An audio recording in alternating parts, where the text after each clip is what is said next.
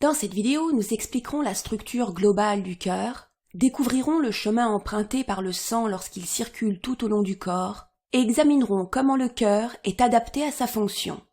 Ensuite, nous apprendrons à calculer le débit cardiaque avant de passer en revue ce que nous avons appris. Bien que nous désignions communément le cœur sous cette forme, le vôtre ressemble en fait beaucoup plus à ceci. Le cœur est l'organe principal de votre appareil cardiovasculaire. Il est chargé de pomper le sang à travers vos vaisseaux sanguins, vers et depuis vos poumons et les tissus de votre corps. Le cœur est le seul endroit de votre corps où vous trouverez du tissu musculaire cardiaque. Ce tissu étonnant permet à votre cœur de travailler constamment, rythmiquement et automatiquement sans se fatiguer pendant toute votre vie. Le muscle cardiaque n'est que l'une des nombreuses adaptations qui permettent au cœur de remplir son importante fonction, et nous allons en apprendre davantage sur ce sujet au fur et à mesure. Bien sûr, nous savons que votre cœur ne ressemble pas à cela, mais utilisons cette forme simplifiée un instant. Le cœur humain est divisé en 4 cavités. Tout d'abord, il est divisé en un côté gauche et un côté droit. Vous remarquerez que ceux-ci sont inversés par rapport à ce à quoi vous pouvez vous attendre. C'est parce que nous avons schématisé le cœur comme s'il était dans la poitrine de quelqu'un qui vous fait face. Chacun des 2 côtés est divisé en 2 cavités. Les cavités supérieures sont appelées les oreillettes, ou en latin atria, et dont le singulier est atrium, et les cavités inférieures sont appelées les ventricules. Une façon de se souvenir de la différence est que le mot atrium signifie entrée. Le sang pénètre dans le cœur par les 2 oreillettes, et les ventricules dans la partie inférieure du cœur sont en forme de V. Le V est pour le ventricule. Ainsi, les noms des 4 compartiments sont oreillette gauche et ventricule gauche, oreillette droite et ventricule droit.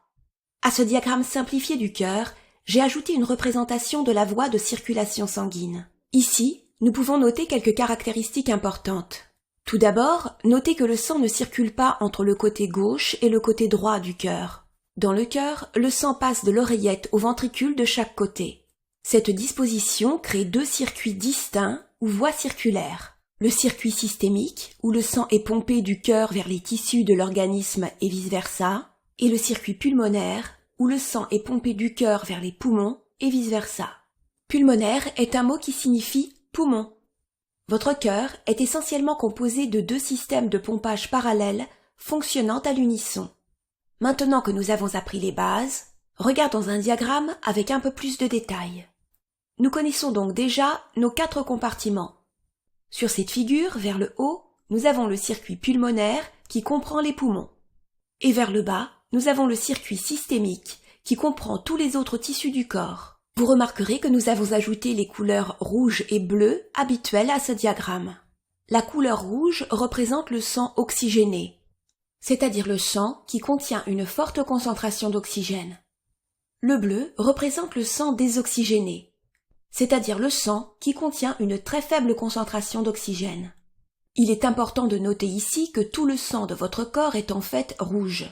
Nous avons juste utilisé 2 couleurs différentes pour souligner la différence de concentration en oxygène. Les 4 valves cardiaques sont également visibles sur cette figure. Les valves sont des structures particulières qui maintiennent le flux sanguin dans un sens et l'empêchent de refluer. Les veines de tout votre corps contiennent également des valves. Dans cette figure, nous prendrons également le temps d'étiqueter les 4 principaux vaisseaux sanguins qui entrent et sortent du cœur. Le premier est l'aorte. L'aorte transporte le sang du ventricule gauche vers les artères, qui fournissent du sang oxygéné aux tissus du corps. Dans les tissus de l'organisme, le sang évacue l'oxygène nécessaire à la respiration cellulaire, puis récupère le dioxyde de carbone généré par les cellules comme déchet de cette réaction. Le sang retourne ensuite au cœur à travers les veines du corps qui convergent vers les veines caves. Les veines caves sont 2 grandes veines qui ramènent le sang au cœur par l'oreillette droite. Et ceci clôt le circuit de circulation sanguine systémique. Le sang se déplace de l'oreillette droite au ventricule droit où il quitte à nouveau le cœur par l'une des artères pulmonaires. Les artères pulmonaires transportent le sang désoxygéné du cœur vers les poumons. Nos poumons sont nos principaux organes d'échange gazeux. Ici, le dioxyde de carbone qui a été transporté depuis les tissus de notre corps est libéré dans l'air lorsque nous expirons. Et l'oxygène que nous inhalons est transféré depuis les poumons vers le sang. Depuis les poumons, le sang fraîchement oxygéné retourne au cœur par l'une des veines pulmonaires, où il pénètre dans l'oreillette gauche, est pompé dans le ventricule gauche et recommence ce voyage. En moyenne, une cellule sanguine peut effectuer ces deux circuits du cœur au corps, au cœur aux poumons et revenir en 1 minute environ. Il est également nécessaire de souligner ici que les étudiants ont parfois l'idée fausse que les artères ne transportent que du sang oxygéné et que les veines ne transportent que du sang désoxygéné. Si cela est vrai dans le circuit systémique, c'est exactement le contraire dans le circuit pulmonaire. La distinction correcte est que les veines transportent le sang vers le cœur, tandis que les artères éloignent le sang du cœur. Je me rappelle de ces distinctions en me souvenant que la lettre V de veine est aussi dans le mot vers. Avant de passer à nos calculs, voyons si nous pouvons légender correctement un diagramme anatomique du cœur. Ici, nous avons un diagramme anatomique du cœur en coupe transversale. Et dans notre voie de circulation sanguine, j'ai ajouté les noms communs des 4 valves cardiaques, au cas où vous soyez curieux. Voyons donc si nous pouvons légender les parties du cœur grâce à ce que nous avons appris. Commençons par le ventricule gauche. Il a les parois les plus épaisses et les plus musclées, car il remplit la tâche la plus ardue, à savoir pomper le sang de notre cœur à travers les tissus de notre corps, du sommet de notre tête à la plante de nos pieds, et à travers tous les organes entre les deux. Le vaisseau sanguin en forme d'arc au sommet du cœur est l'aorte. Elle relie le ventricule gauche aux artères qui fournissent du sang oxygéné aux tissus du corps. Ici, du côté droit du cœur, on trouve la veine cave. La veine cave transporte le sang désoxygéné depuis les tissus du corps vers l'oreillette droite. Depuis l'oreillette droite, le sang coule dans le ventricule droit comme dans nos diagrammes précédents.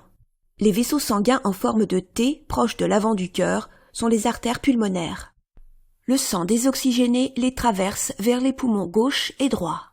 Les plus petits vaisseaux sanguins que nous voyons à l'arrière du cœur sont les veines pulmonaires. Le sang fraîchement oxygéné y circule depuis les poumons et retourne dans l'oreillette gauche. À partir de l'oreillette gauche, le sang est pompé dans le ventricule gauche où il recommence son voyage. Et voilà, vous avez appris à identifier les 4 cavités du cœur, les 4 principaux vaisseaux sanguins, et à retracer le flux sanguin dans le cœur, le circuit pulmonaire et le circuit systémique de l'appareil cardiovasculaire. C'est formidable. Avant de terminer notre leçon, nous allons apprendre à effectuer quelques calculs qui nous aident à évaluer le débit cardiaque. Comme nous l'avons vu, la fonction du cœur est de pomper le sang afin qu'il circule à travers les poumons et le corps, transportant des substances importantes d'un endroit à l'autre. Pour ce faire, le muscle cardiaque du cœur se contracte ou bat de manière rythmique et constante. Les médecins évaluent parfois les performances du cœur en mesurant le débit cardiaque. Le débit cardiaque est une mesure de la quantité de sang que votre cœur peut pomper en 1 minute. Pour calculer cette valeur, nous multiplions votre fréquence cardiaque, le nombre de fois que votre cœur bat par minute, par le volume d'éjection systolique, c'est-à-dire la quantité de sang pompé hors du cœur à chaque battement. Pour illustrer cela, calculons le débit cardiaque d'un étudiant en biologie au repos et pendant une activité physique modérée. Vous vous souvenez peut-être que toutes les cellules de votre corps ont besoin d'oxygène qu'elles utilisent pour produire de l'énergie au cours de la respiration cellulaire. C'est le sang pompé par votre cœur qui achemine l'oxygène de vos poumons vers les cellules de votre corps qui en ont besoin. Sachant cela, par rapport au cœur au repos, vous attendriez-vous à ce que le débit cardiaque augmente ou diminue pendant l'effort? Absolument, le débit cardiaque devrait augmenter pour fournir plus d'oxygène à vos muscles qui travaillent dur. Voyons ce que dit le calcul. Tout d'abord, nous allons calculer le débit cardiaque de notre étudiant en biologie au repos. Grâce au tableau, nous savons que sa fréquence cardiaque est de 65 battements par minute et son volume d'éjection systolique est de 70 cm3 par battement.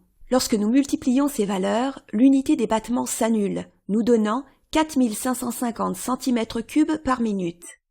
Maintenant, notre étudiant en biologie court depuis un petit moment. Avec le tableau, nous pouvons voir que sa fréquence cardiaque est montée à 130 battements par minute et son volume d'éjection systolique a augmenté à 120 cm3 par battement. Encore une fois, nous multiplions ces valeurs ensemble. L'unité des battements s'annule, ce qui nous donne un débit cardiaque à l'effort de 15 600 cm3 par minute. Comme nous nous y attendions, nous constatons une augmentation significative du débit cardiaque par rapport au repos. Un autre effet intéressant de l'exercice régulier est que votre cœur devient plus efficace à mesure que vous devenez plus en forme physiquement. Un athlète aura une fréquence cardiaque inférieure et un volume d'éjection systolique plus élevé que la personne moyenne, ce qui signifie que son cœur est capable de maintenir plus facilement le débit cardiaque nécessaire. Et c'est une excellente raison de faire votre entraînement cardio quotidien. Enfin, prenons un moment pour résumer ce que nous avons appris dans cette leçon. Dans cette leçon, nous avons appris la source du flux sanguin dans le cœur. Nous avons découvert les 4 cavités et les 4 principaux vaisseaux sanguins. Et nous avons appris le mécanisme et le but de l'échange gazeux dans les poumons et les tissus du corps. Nous nous sommes rappelés que le sang désoxygéné pouvait être représenté en bleu sur un diagramme, mais il est bien sûr rouge lui aussi.